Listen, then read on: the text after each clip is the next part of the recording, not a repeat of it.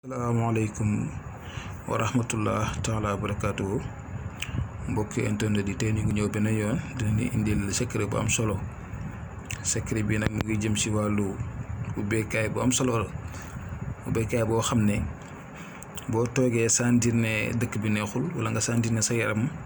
naqadina wala am na lu ci gëj a dugg sa loxo maa leen di baaxee secret bi ngeen def ko ndax am na solo lool. waaw kon ñu bañ a guddal rek ñu dem directement ci secret bi. lii ngeen di gis nii moom la ñuy wax xay. lii mooy garab bu xay nag day xaw a day xonq waaye nag sama xay bi dafay xaw a yàgg loolu moo tax lii la ñuy wax ndimbali xay. lii dafa nekk mbir moo xam ne mbir mu am solo la ci wàllu wërsëg ci wàllu fatu ubbeeku. boo toogee rek santi ne bés bi neexut wala fan yii kat dëkk bi dëgër na naqadina maa leen di digal ngeen def lii.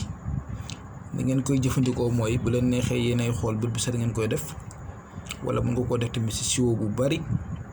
di ko sango bët bu set boo xëyee. ni nga koy jëfandikoo nag mooy da ngay jël ci xay gi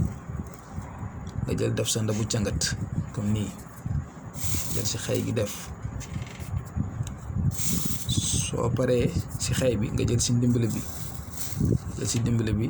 nga def ci biir boo defee ba mu jeex sama xorom gi nag moom réer waaye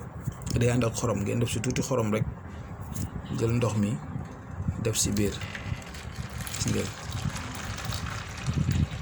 gis ngeen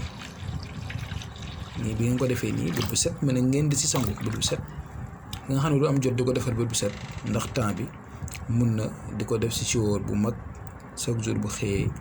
di ci sangu. dégg ngeen secret baa ngi noonu macha allah ñu ngi leen di ñaan bu ngeen ko jëfandikoo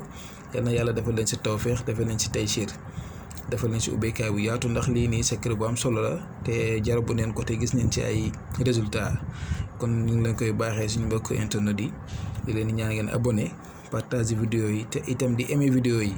ndax loolu moo ñu gën a encourager ci liggéey bi ndaxte aimer yu ngeen koy aimer ak commentaire yi ngeen di def dinañu gën a tax di ñu gën a may confiance bépp secret boo xam ne am leen ko rek incha allah rabbi indil leen ko. kon ñu ngi yemani fii bis ni ki tey